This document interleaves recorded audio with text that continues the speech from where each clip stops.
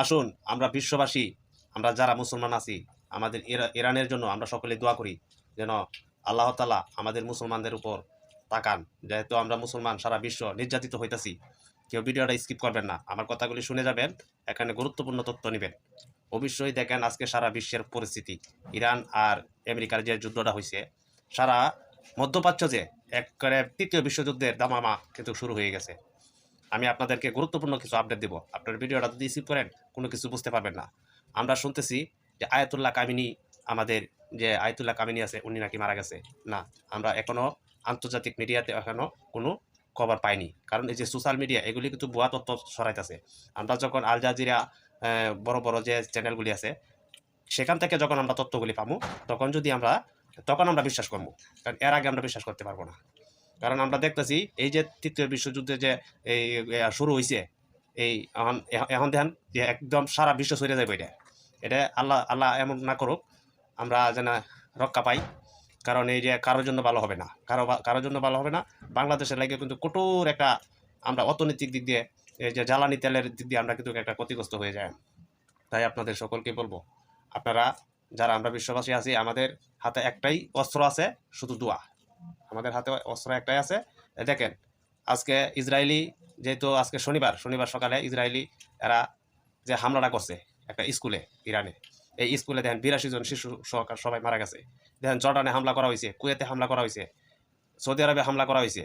হ্যাঁ, এভাবে প্রত্যেকটা যতটি আমেরিকা সেনাঘাটি আছে, প্রত্যেক জায়গায় কিন্তু ইরানে কিন্তু হামলা চালাইছে। তারা হামলা চালাইছে আগে, তারপরে ইরানে হামলা চালাইছে। এখন দেখা যাক যুদ্ধের দামামা কোথায় যায়, কোথায় দিক দিয়ে যায়। তারপরে আমি আপনাদেরকে সেটাই বলবো, আমাদের একটাই উচিত যেন এই বিশ্ব যুদ্ধ আর না হয়। দ্বিতীয় বিশ্বযুদ্ধটা যদি হয়ে যায়, পৃথিবী ধ্বংস হয়ে যাবে। কারণ পারমাণবিক যুদ্ধ যদি শুরু হয়ে যায়, তো আপনিও বুঝেন আমিও বুঝি যে কি হবে। সারা বিশ্বের পরিস্থিতি খুবই খুবই খুবই খারাপ, খুবই খারাপ। কিন্তু আপনি আমার একটাই, সকলে দোয়া করবেন। আর আয়াতুল্লাহ কামিনী যে মারা গেছে, এগুলি সোশ্যাল মিডিয়া যারা খবর দিতেছে, এগুলি সম্পূর্ণ ভুয়া তথ্য। এগুলির দিকে আপনারা কান দিবেন না।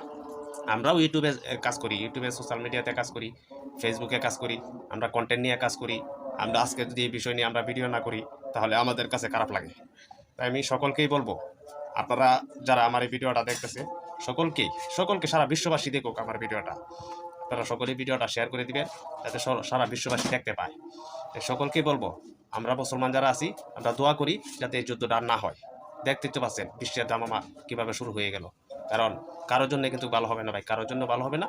তাই সকলেই ভিডিওটা শেয়ার করে দিবেন, সকলকে দেখার সুযোগ করে দিবেন। আয়াতুল্লাহ কামিনীর যে বাসভবন, ওখানে কিন্তু হামলা করা হয়েছে, এটা কিন্তু বাস্তব। কিন্তু উনি যে জায়গায় থাকে, সব জায়গায় কিন্তু 30টা জায়গা টার্গেট করা হয়েছে, সব জায়গায় কিন্তু হামলা করা হয়েছে। কিন্তু উনি কিন্তু এই জায়গা নাই, উনি তেহরানে নাই, উনি কিন্তু অন্য জায়গা আছে। দেখা যাক কবর হাসা কি মিসা। সকলেই বলতেছে ওনাকে হামলা করছে, ওনার বাসভবনে হামলা করছে, উনি মারা গেছে। এই খবর ভুয়াও হইতে পারে। আমরা আন্তর্জাতিক মিডিয়ায় যতক্ষণ পর্যন্ত খবর না হব, অতক্ষণ পর্যন্ত আমরা নিশ্চিত হব না। সকলেই দ্রুত শেয়ার করে দিবেন, আর সকলেই দোয়া করবেন ভিডিওটা যাতে শেয়ার করে দেন সকলেই।